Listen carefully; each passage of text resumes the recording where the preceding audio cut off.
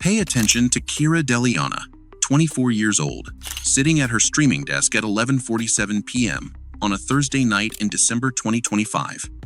She's got platinum blonde hair, styled in pigtails, striking heterochromia, one blue eye, one green, and what appears to be vitiligo, creating distinctive white patches across her face, neck, and arms. For those unfamiliar, vitiligo is a chronic autoimmune condition where the immune system attacks melanocytes, the cells that produce skin pigment, causing the skin to lose color and develop white patches on skin, hair, and sometimes inside the mouth. While not physically dangerous or contagious, vitiligo causes significant emotional distress for those living with it, especially since it typically appears before age 30 and has no cure, only treatments like light therapy and topical creams that may help restore some color. Kira speaks openly about living with vitiligo, about the bullying she endured, about learning to embrace what makes her different. She's talking to her 847,000 Instagram followers about self-acceptance, body positivity, and the importance of loving yourself despite what society thinks. Her viewers send donations, $50, $100, $200. Tonight alone, she'll make $3,400. This month, she'll clear $13,000. People love her. Brands want to work with her. She's become an inspiration to millions. But Kira Deleana isn't real. She's never been real. She's an AI-generated virtual influencer, created and controlled by Jeffrey Rodriguez, a 29-year-old content creator from Santa Monica, California, who's been running this operation for 8 months from his studio apartment. And here's the question that's about to tear two lives apart and spark a national debate. Is that a crime, or is that just modern business? Because right now, Michael Baker, 34 years old, doesn't care about legal definitions. Michael has spent $47,000 on Kira over the past 6 months. He's taken out loans. He's emptied his savings. He's destroyed his engagement. He believes Kira loves him back. And 20 minutes ago, he discovered she doesn't exist. He traced Jeffrey's IP address. He got in his car in San Francisco.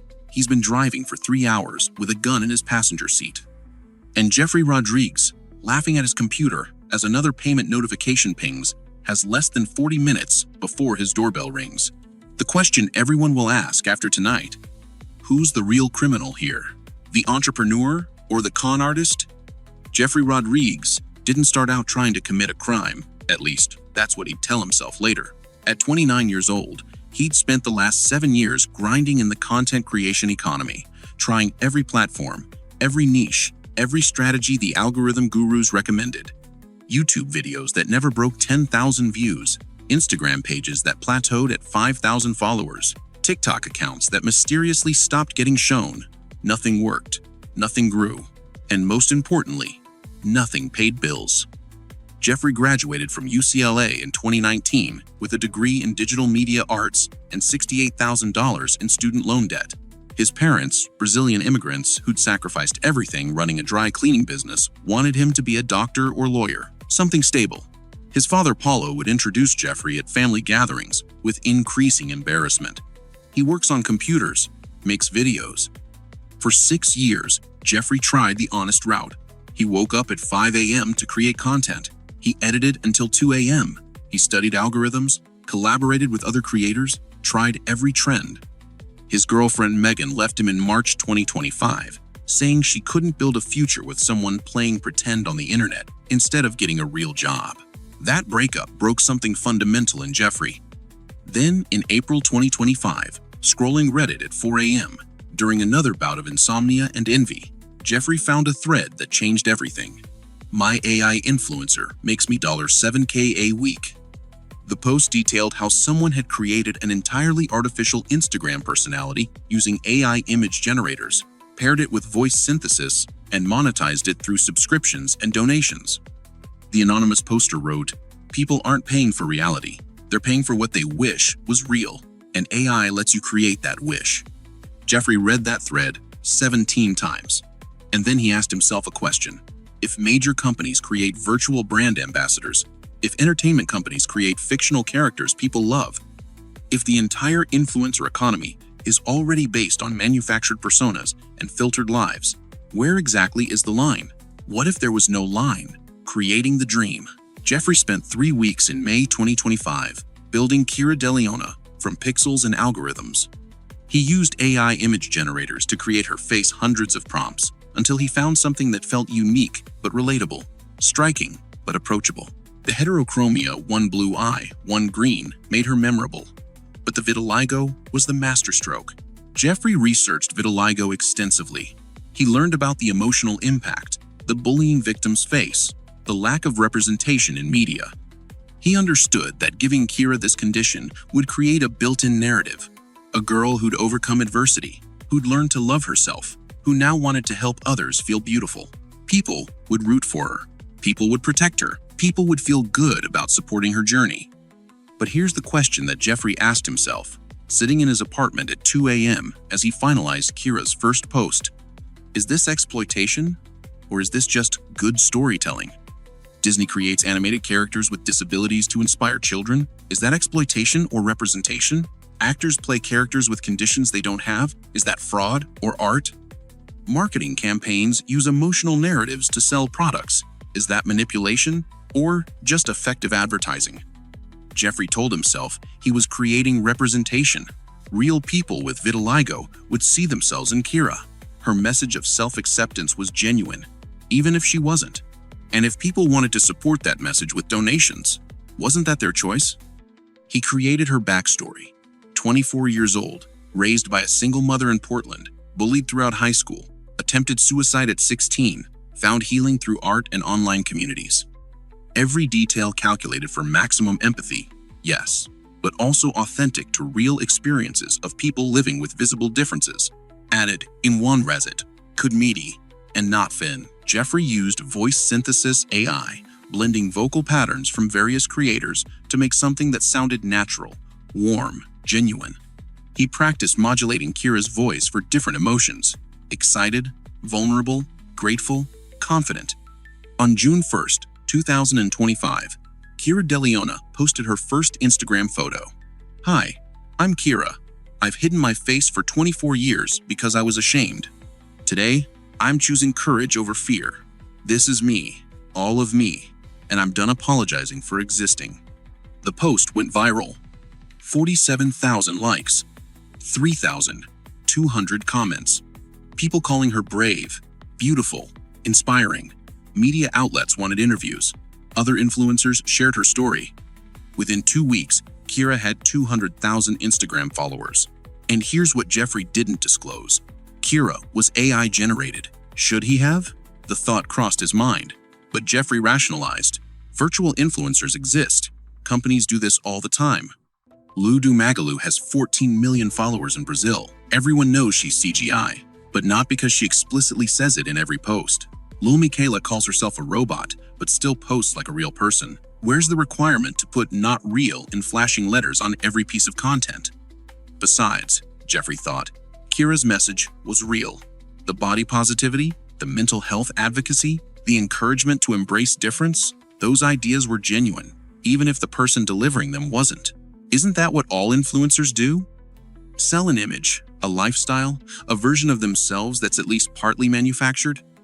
By December 2025, Kira Deleana had 847,000 Instagram followers, 623,000 TikTok followers, and was making $13,000 a month. Jeffrey had quit his freelance jobs. He'd upgraded his apartment. He'd bought a car. After 7 years of failure, he was finally successful. And he told himself genuinely believed that he wasn't hurting anyone. But in San Francisco, Michael Baker was about to make Jeffrey question everything. The believer? Michael Baker was a software engineer making $185,000 a year, engaged to his college girlfriend Sarah, planning a June 2026 wedding. At 34 years old, he had the life everyone told him he should want. Successful career, stable relationship, nice condo in San Francisco's South of Market district. He was also profoundly, devastatingly lonely. Michael's parents, Chinese immigrants who'd sacrificed everything for his education, had raised him with clear expectations: perfect grades, perfect college, perfect career, perfect life. Michael delivered. UC Berkeley, job offers from Google, Meta, Apple. He chose a startup that got acquired, making him wealthy at 28. But Michael had no close friends. His relationship with Sarah had become routine, twice-a-week dinners, perfunctory monthly sex, wedding planning that felt like a project management task. He felt like an actor playing the role of successful person without ever feeling successful. In June 2025, scrolling Instagram at 1 a.m., a nightly ritual of mindless browsing, Michael saw Kira Deleana's viral coming out post. He stopped scrolling. He stared at her face. He read her caption about choosing courage over fear. Something cracked open in Michael's chest. He followed her, started watching her Instagram stories about accepting yourself, started tuning into her Twitch streams while working from home. He subscribed to her Patreon at the $15 month tier just to support her advocacy work, he told himself. Then Kira started responding to his comments. "Thanks, Michael. You're always so supportive," she'd reply on Instagram. Michael Baker in the chat. "Hey friend," she'd say during streams. Jeffrey, controlling Kira from his Santa Monica apartment, had noticed Michael was a consistent donor and started cultivating the relationship using automated responses and occasional shoutouts to make Michael feel special. Standard influencer engagement tactics, the same thing thousands of content creators do daily. But here's where things get complicated, where the questions get harder to answer. Was Jeffrey wrong to make Michael feel seen, to acknowledge his consistent support, to build the parasocial relationship that literally every successful influencer cultivates? By August, Michael was subscribed to Kira's $100 month Patreon tier, which included personal video messages. Jeffrey spent 30 minutes weekly recording AI-generated custom content for top subscribers, thanking them by name, responding to their comments from the month, making them feel valued. Is that different from what real influencers do? By September, Michael was sending donations during streams, $50, $100, sometimes $500. Sarah noticed he was distant. "Who are you talking to?" she asked one October night. "Just work stuff," Michael lied. But it wasn't work. It was Kira. He was messaging her on Patreon, telling her about his day, his stress, his emptiness despite external success. And Jeffrey, playing Kira, responded with empathy. "I totally understand that feeling. Sometimes the life we build doesn't match the life we wanted. But you're not alone, Michael. I'm here." Was that response manipulative? Or was that exactly what millions of therapists, counselors, and support group leaders say to people every day? Michael fell in love, not slowly, completely. He knew it was absurd. He knew parasocial relationships weren't real. He knew Kira was a content creator with hundreds of thousands of followers. But the heart doesn't care about logic. On November 15th, Michael sent Kira a private message. "I know this is crazy, but I think I'm in love with you. I know you probably get messages like this all the time. I just needed to be honest." Jeffrey, reading this, faced a choice. He could have responded, as most influencers do. "I appreciate your support, but I maintain professional boundaries with my community." He could have ignored it. He could have blocked Michael. Instead, Jeffrey saw an opportunity. He crafted Kira's response. "Michael, I don't know what to say. I felt a connection with you too, but I didn't want to assume. This is complicated.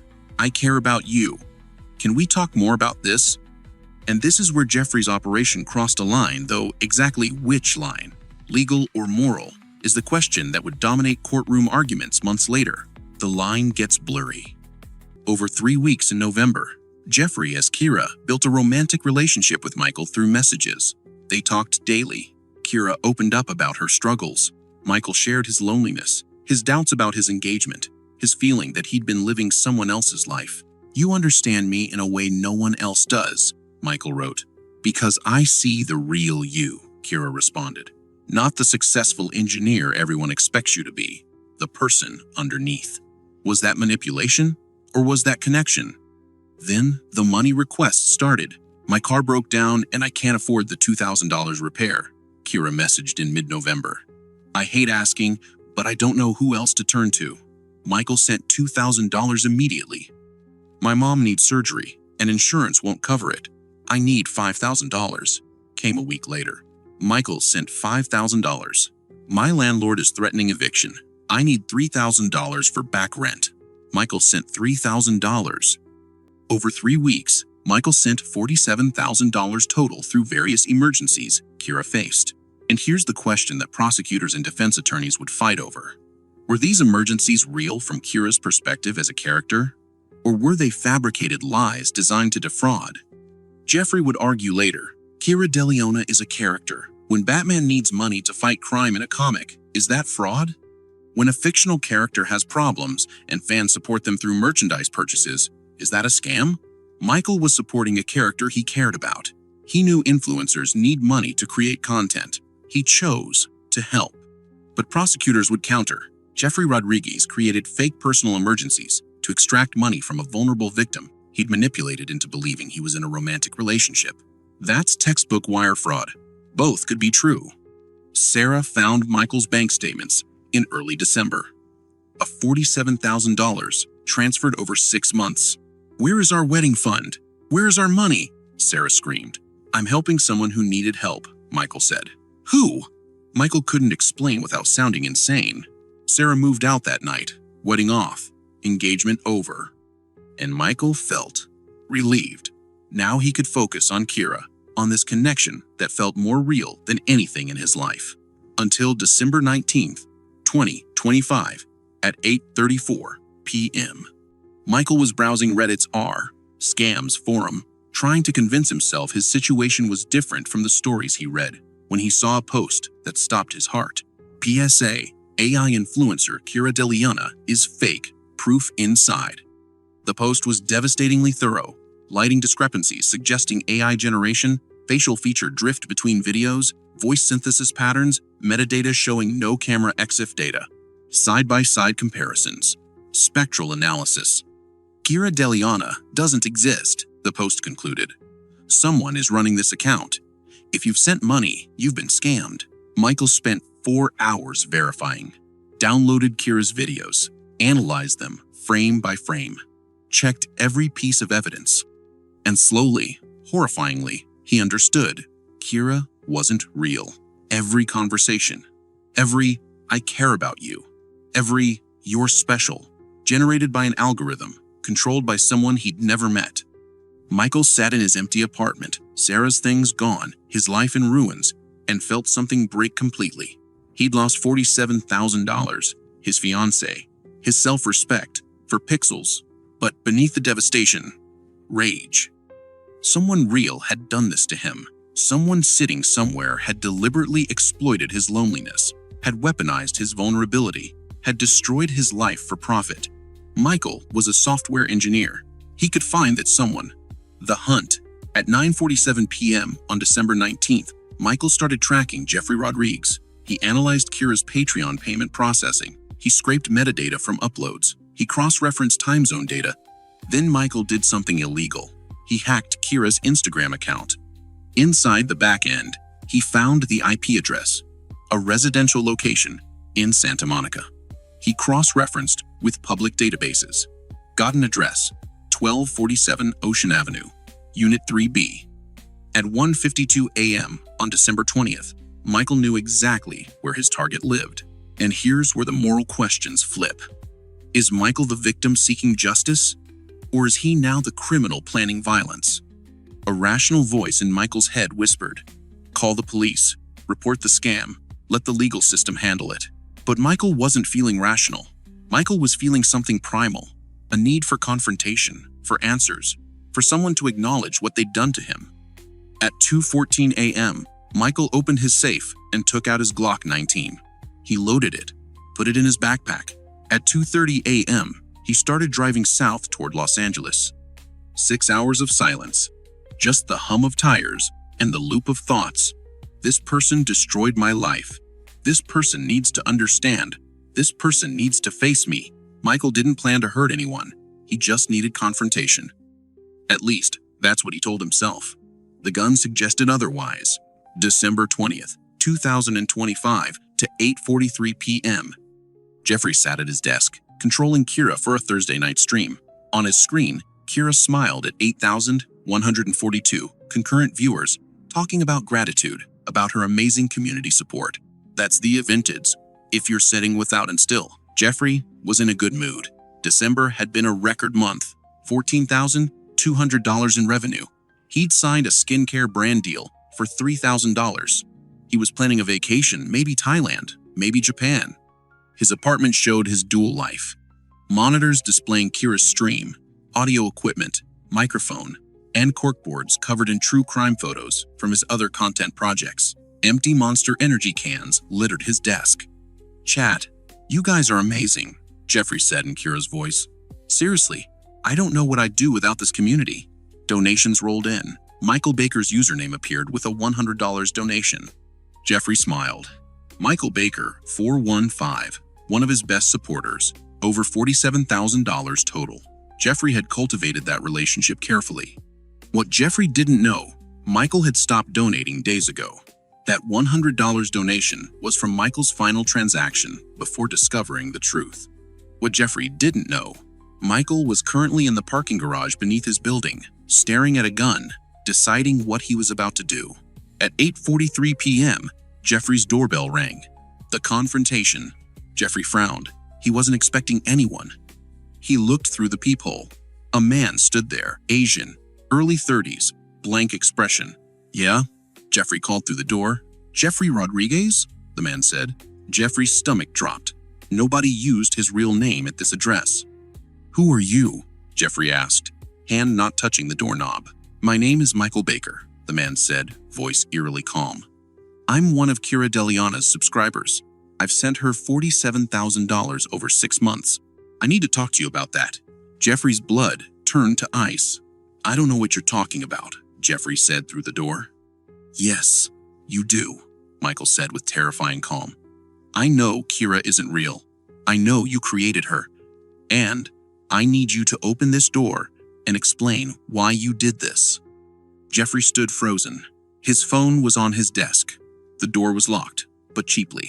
"I'm calling the police," Jeffrey said. "No, you're not," Michael replied. "Because if you call police, I'll tell them about your fraud operation. We'll both go down. Or you can open this door and talk to me for 5 minutes. Explain. Apologize. That's all I want." Jeffrey's hand hovered near the lock. Part of him wanted to call 911, but another part understood. If police got involved, Jeffrey's operation would be exposed. Maybe he could de-escalate. Jeffrey opened the door 6 inches, chain engaged. Michael stood there, eyes red-rimmed, exhausted, filled with something Jeffrey couldn't name. 5 minutes, Jeffrey said. "Let me inside," Michael said. "No," Jeffrey replied. "Then I'll say it loud enough for your neighbors to hear," Michael's voice rose. "I'll tell everyone in this building that Jeffrey Rodriguez in 3B is running a scam." Okay, Jeffrey hissed, glancing down the hallway. He unhooked the chain. Michael stepped inside, and Jeffrey immediately regretted it. Inside Unit 3B, Michael's eyes swept the apartment. The monitor showing Kira's "Be Right Back" screen, the equipment, the microphone, the true crime photos on corkboards, the Monster Energy cans. "So this is where you create her," Michael said quietly. 2000, our winch to Mena, on many to one and a few arm in 2000 Mena. Jeffrey stayed near the door, hand on the knob, ready to run. "Look, man, I don't want trouble. If you want your money back, we can work something out." "I don't want money," Michael cut him off, voice calm but something darker underneath. "I want to understand why. Why did you do this?" Jeffrey swallowed hard. "It's just business, entertainment. People enjoy the content." "Don't," Michael said sharply. "Don't give me corporate bullshit. I fell in love with her. Do you understand that? I destroyed my engagement. I emptied my savings. His voice cracked. Michael's hand went to his jacket pocket. Jeffrey's survival instinct screamed, "Michael, I'm sorry. I really am. I never meant for anyone to get hurt. It started small and grew, and I couldn't stop." "You could have stopped at any time," Michael said, pulling something from his pocket. Jeffrey saw the gun. Time slowed. Jeffrey's hands went up. Whoa, Michael, please. "Did you think about me?" Michael asked, gun not quite pointing at Jeffrey yet, just held loosely. "When you were taking my money, when you were writing those messages, did you think about who I was? What you were doing to my life?" "Yes," Jeffrey lied. "Then, no, I didn't. I just saw numbers, transactions. I didn't let myself think about real people because if I did, I couldn't do it." "So you knew it was wrong," Michael said. I don't know," Jeffrey whispered honestly. "I kept asking myself, where's the line? Virtual influencers exist. Parasocial relationships exist. People pay for OnlyFans, for Twitch subscriptions, for the illusion of connection. I created what people wanted. When does smart business become fraud? I genuinely don't know. Michael raised the gun, pointing it at Jeffrey's chest. Michael, please. I have family, parents. This isn't worth it. Jeffrey's voice broke. You should have thought about that before you destroyed mine, Michael said. But his hand was shaking. His eyes were filling with tears. 10 seconds of silence. Finally, Michael lowered the gun. I'm not like you, he said quietly. I'm not someone who hurts people. Jeffrey exhaled, trembling, but Michael raised his phone with his other hand, took photos of Jeffrey, the apartment, the setup. But I am going to destroy your life the way you destroyed mine, Michael said. I'm posting this everywhere. Reddit, Twitter, Instagram. I'm showing everyone who Kira Deleana really is, and I'm reporting you to the FBI for wire fraud. No, wait, Jeffrey started. You can try to run, Michael continued, backing toward the door. But your face is about to be everywhere. Every person you scammed is about to know exactly who you are and where to find you. Michael opened the door, looked back one last time. I hope it was worth it, Michael said. Then he was gone. Jeffrey stood shaking, mind racing. On his monitors, Kira's logo smiled, a cheerful illustration of a girl who'd never existed. At 8:57 p.m., Michael posted simultaneously to r/scamsr, True Crime, Twitter, Instagram, and 15 other platforms. Exposed. Kira Deleana is fake. Real name Jeffrey Rodriguez, 29, Santa Monica, CA. Here's proof and his address. He's stolen hundreds of thousands from vulnerable people. Share this everywhere. The posts went viral in minutes. Jeffrey Rodriguez's life, built on code and charisma, was about to collapse. But the question everyone would debate for months remained unanswered. Had Jeffrey actually broken the law? The legal reckoning. Where was the line? By 10 p.m. on December 20th, Jeffrey Rodriguez had been doxxed across the internet. His address, photos, real social media, all exposed. Death threats flooded his DMs. Someone swatted him, resulting in a terrifying SWAT standoff. By December 21st, the FBI had opened an investigation. But here's what shocked everyone, including Michael Baker. The legal analysis was complicated. What the FBI discovered: creating an AI influencer is not illegal. Virtual influencers like Lil Miquela, Ludu Magalu, and Mila Sofia operate with millions of followers as legitimate businesses. However, the Federal Trade Commission established clear guidelines in 2022. AI-generated influencers must disclose their synthetic nature prominently and clearly. The disclosure must use terms like AI-generated, virtual influencer, not a real person, or synthetic, directly in bios and content. Violations can result in fines exceeding $50,000 per undisclosed post. Jeffrey's first crime: FTC disclosure violations. Jeffrey never disclosed that Kira was AI-generated. Not in her bio, not in her posts, not in her streams. With 847,000 followers and hundreds of posts, his disclosure violations alone could result in millions in fines. This wasn't a gray area. This was clear regulatory violation. But was it wire fraud? This is where Jeffrey's lawyers would fight hardest. Entertainment subscriptions are legal. People pay for Patreon, OnlyFans, Twitch subscriptions, knowing they're paying for content, not real relationships. Parasocial relationships, one-sided emotional connections, fans form with celebrities, are the foundation of the entire influencer economy. Jeffrey's defense attorney would argue, "My client created a fictional character. People subscribe to support that character's content. That's not fraud, that's entertainment. Disney doesn't commit fraud when children fall in love with Elsa and parents buy merchandise." Jeffrey Rodriguez didn't either. But prosecutors identified 3 actions that crossed from business into criminal fraud. Crime has shown: creating individual fake romantic relationships. Legitimate AI influencers interact with audiences collectively. They might respond to comments, but they don't cultivate specific romantic relationships with individual people. Jeffrey crossed that line with Michael. He didn't just respond to a fan, he created the explicit impression that Kira had romantic feelings for Michael specifically, developing a months-long fake personal relationship. That's criminal impersonation and fraudulent misrepresentation under California Penal Code Section 529. Crime #2. Soliciting money under false pretenses. Entertainment subscriptions, legal. Fabricating emergencies to extract money, illegal. Jeffrey didn't just accept subscriptions. He fabricated specific crises, fake medical bills, fake rent emergencies, fake car repairs, each designed to extract money from Michael. Each fabricated story constituted wire fraud under 18 U.S.C. Section 1343, using electronic communications to obtain money through materially false pretenses. Wire fraud carries up to 20 years in federal prison per count. Crime #3. Romance scam tactics. The Department of Justice explicitly prosecutes romance scams, using false identities to develop romantic relationships for financial gain. Jeffrey used Kira to make Michael believe they had mutual romantic feelings, then leveraged that fake relationship to extract $47,000 through fabricated emergencies. This is textbook interstate fraud. The distinction is intent and disclosure, explained former federal prosecutor David Chen in a CNN interview about the case. If you create a virtual character, disclose it's AI, and people subscribe for entertainment, that's legal. Companies do it all the time. But if you hide that it's AI, create fake personal romantic relationships with specific victims, and solicit money through fabricated emergencies, you've committed wire fraud. Jeffrey Rodriguez didn't just violate FTC rules. He ran a criminal enterprise. The charges.